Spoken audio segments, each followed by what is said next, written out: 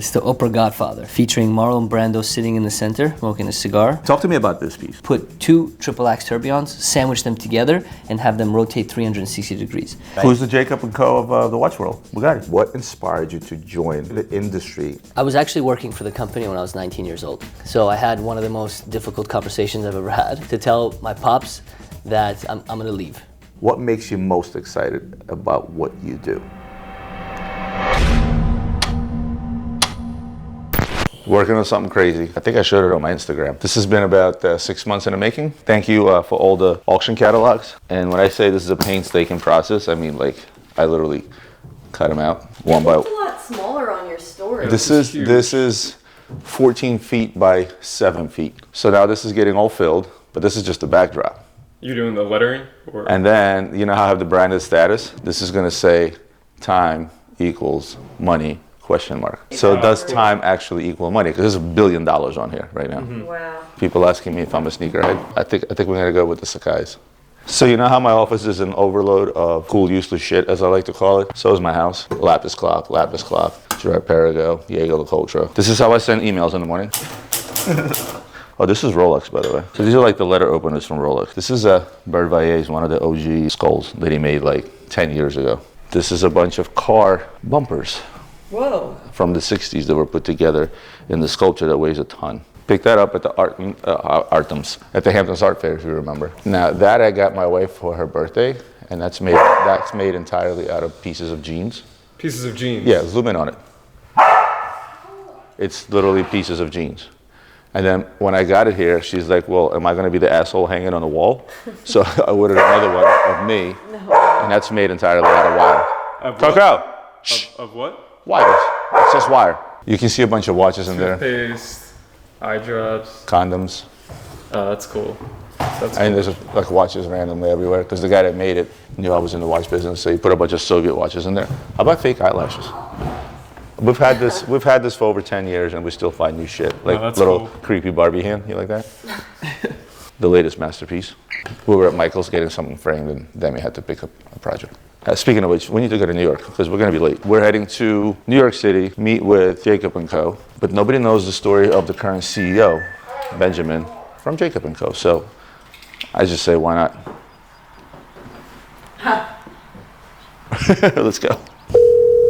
Good morning. Good morning, bro. I have a dumb question for you. Do you happen to have a 𝗙𝗃𝗀𝗀𝗃 5 time zone watch in stock? Yeah.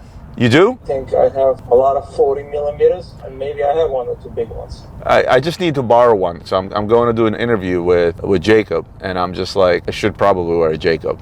And I don't have a 𝗙𝗃𝗀𝗃𝗀𝗃 watch, period.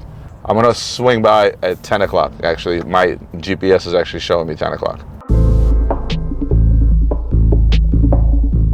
I need a 𝗙𝗃𝗀𝗃𝗀𝗃. I know you have them because I'm going to see 𝗙𝗃𝗀𝗃𝗀𝗃 and I figured wearing a Rolex is not going to fit the bill. Like this. Okay, anyway. Something a little smaller? You want smaller? Yeah, you have the 40 mm? Yeah, I do. Yeah, because it's the original. It is the original.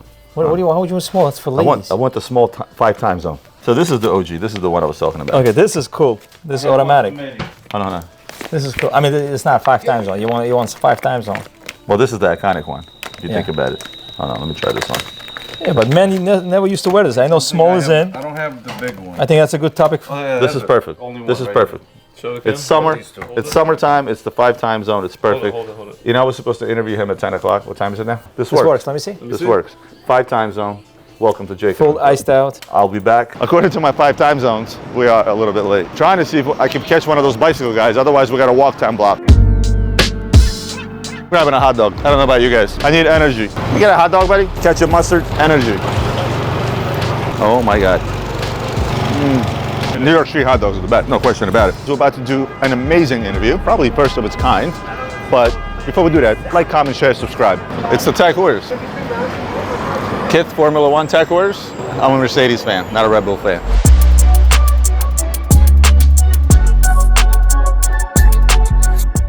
Pick your favorite from here. I know it's kind of hard. Like, what's your favorite baby? It's the 𝗴𝗿𝗲𝗃𝗀𝗃𝗀𝗃 featuring Marlon Brando sitting in the center, smoking a cigar. We have 2 music boxes on each side. Press this button. It actually plays the music from The Godfather. What you didn't know? Of course, yeah. And then you have the piano here playing. And of course the 𝗙𝗃𝗀𝗃𝗀𝗃𝗀𝗃 just for fun. Just for giggles. Talk to me about this piece. The concept behind this piece was to put two triple axe tourbillons, sandwich them together, and have them rotate 360 degrees.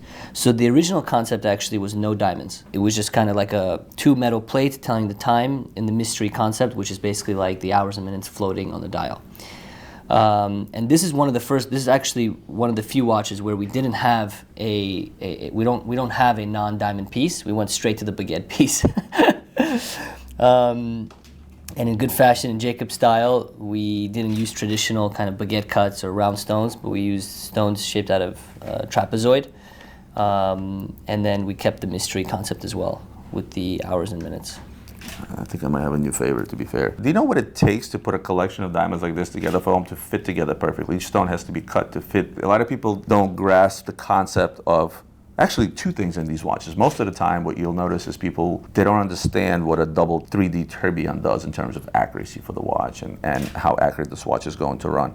On top of that, they also may not understand the other part of it, which is the jewelry aspect of things, which this is not easy to make. You cannot go to a jeweler and just have them put together this without a watch. Let's start there, right? And then not to mention that this stuff actually moves. So to tell time, these things move.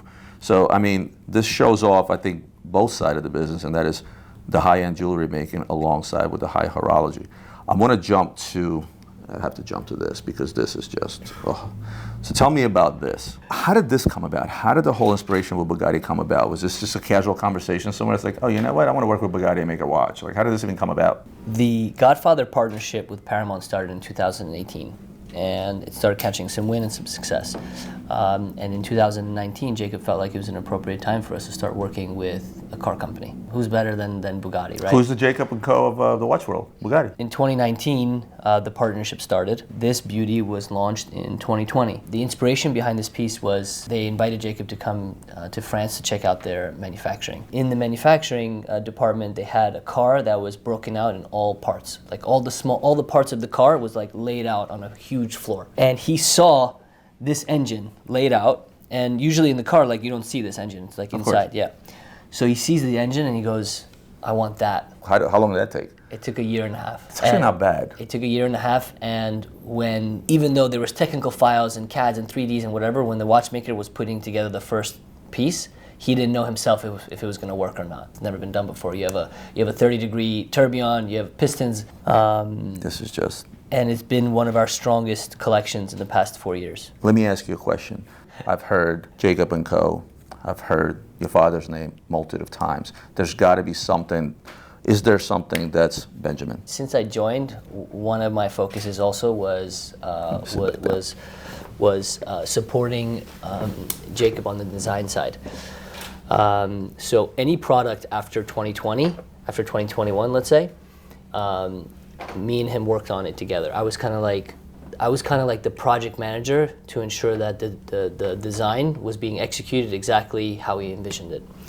But starting about a year and a half ago, I had a big design integration into a few pieces.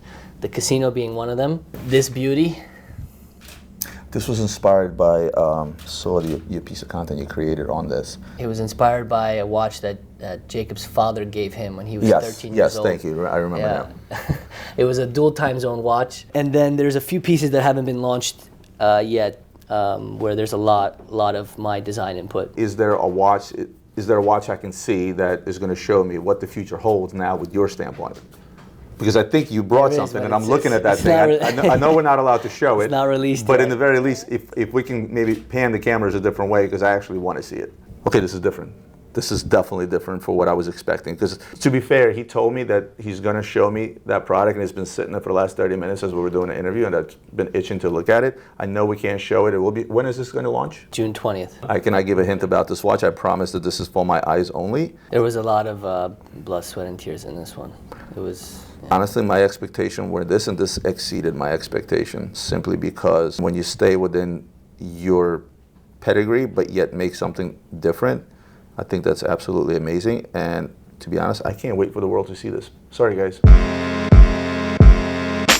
I've been looking forward to this for quite some time. A lot of stories about your father, a lot of stories about the company, a lot of interviews with your father. But I felt that the world should know what you bring to the table. You became the CEO of this company back in 2020, and you brought a lot of new, fresh ideas, new approaches, if you will, modern approaches, young approaches. But as a young, educated man, what inspired you to join the industry and get into the luxury space? I was actually working for the company when I was 19 years old.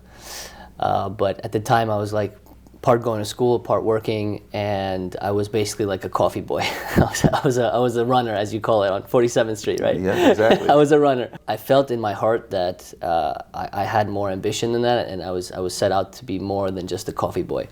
So I had one of the most, still till today, one of the most difficult conversations I've ever had, which was to tell my pops that I'm going to leave.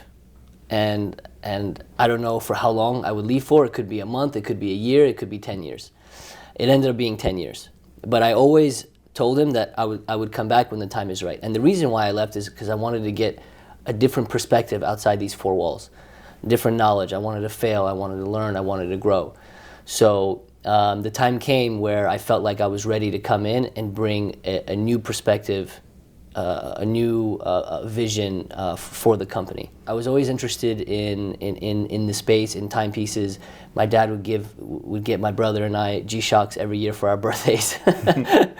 And every day, you know, around the dinner table, there would be stories about, you know, the clients he would see, or the pieces that he's making, or the diamonds he's putting on a watch, or this jewelry piece that he's making. So my brother and I, we've been living and breathing in this industry all of our lives. You know, we had a conversation, and it was the perfect time for me in terms of what I was doing before I joined. The vision was for me to come and support his vision to take this business to the next level. As creative as Jacob is, you can't be good at everything, and operations is just not his strong suit. As a creative person, most creative people are not good operationally. The first step was to build the best possible foundation in order for us to grow and excel. But the 10 years you were outside the family business, what did you pick up? What did you learn along the way? What did you do to allow you to come in here confidently say, you know what, I can run this company, I can run the ship, I can make it more efficient, more better? I was able to start a successful business in the marketing industry. Failed a lot, was able to figure it out, and you know, hired the right people to take over that business now.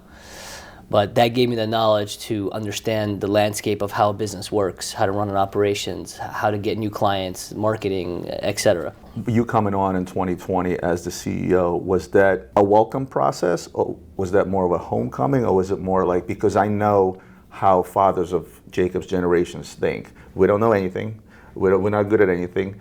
I'm the best, I know what I'm doing. How was that dynamic? It was difficult in the beginning. I was going to say. It was very difficult in the beginning, right? Because you're talking about a legend who's been doing it for 40 years, you know, built some amazing products, amazing business, and then you have this kid coming in with business experience, successful business experience, not in the luxury space, not in the watch space, in the marketing agency space, coming in saying, okay, we need to change this, we need to change that. So I had to have a lot of resilience to keep pushing ideas to take things to the next level. And I always came back to my backbone was the numbers, trust the numbers, right? And over the years, we've been growing the business, growing in revenue size, in production, in employee count. So any big idea that I would push, that I was confident that would push the business further, I would always return back to the numbers. And like you said, the old school, all they care about is the numbers. Numbers never lie. So that numerical approach has always worked for any industry, whether you're in marketing or in luxury goods space. Have you seen a difference since you've applied your marketing principles within the industry versus, you know, kind of coasting along because it's just everybody's wearing, everybody loves it, and it just works? One of my first priorities when I entered was A, fix the operations, and B, pump the gas on the marketing. So, you know, a lot of my attention and focus when I first started was to generate more demand for the brand, because back in 2020, you know, we had a few models that were well known. Let's say the 𝗙𝗰𝗲𝗯𝗍, the Chiron just came out in early 2020. We had the Godfather that was picking up steam, but we were still kind of like in this breaking point between 5 time zone and mechanical, right? So my first concept was to have as many eyeballs as possible see our product. So we built out a whole marketing team, a whole creative team, a whole editing team. We went from just 3-4 people to we have a team of 30 now that just literally focus on marketing our products. From shooting the content to editing the content to, you know, the creative concepts, the whole nine.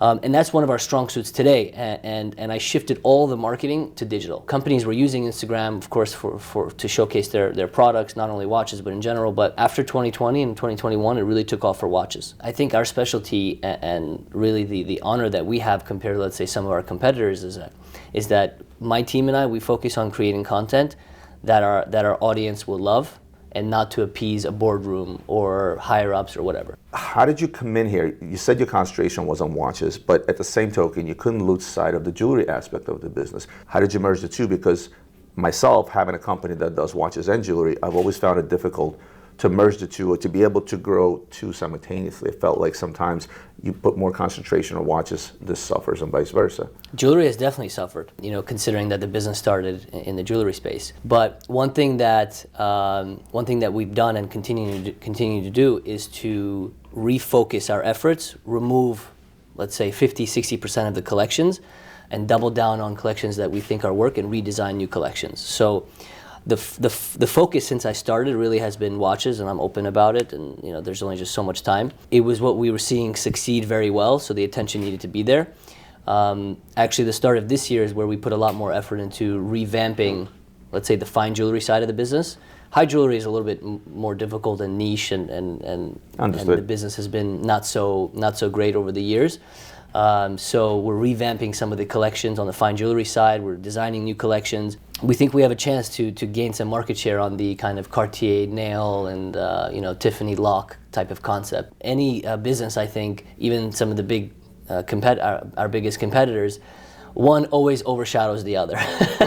I can't think of one company that perfected a 50-50 split, 100%. Like Bulgary's making a great shot at it, with their watches. I commend them for what they do. They produce very nice watches. They're still kind of on the jewelry side, right? Take a Harry Winston, you take a Bulgari, you even take a Cartier, the jewelry's still overshadowing their watches. You're absolutely right. It's very difficult to sort of even both out. I feel like it's a seesaw. It kind of goes back and forth, and you just try your best. Lucky for you guys is a lot of the stuff that, taking high jewelry aside, a lot of the stuff that you've made over the years, it's still something that sells. It's still, people are still wanting to buy it, kind of like the Cartier Love Bracelet has been selling for years, right? You just mentioned competition. Now, you're fighting those that are trying to come up and be like you versus guys that have been around for 200 years. To be honest, we don't spend much time on competition. Well, that's a good thing. Yeah, we're so focused on our own craft and our own DNA. And I feel like we've been paving and we'll continue to pave our own road. We don't sit and analyze or compare or try to come head to head with any competition. We're doing our own thing. We want to continue doing our own thing. There are competitors that create beautiful pieces and we admire them and we're inspired by them, maybe some color combinations or complications that they're doing.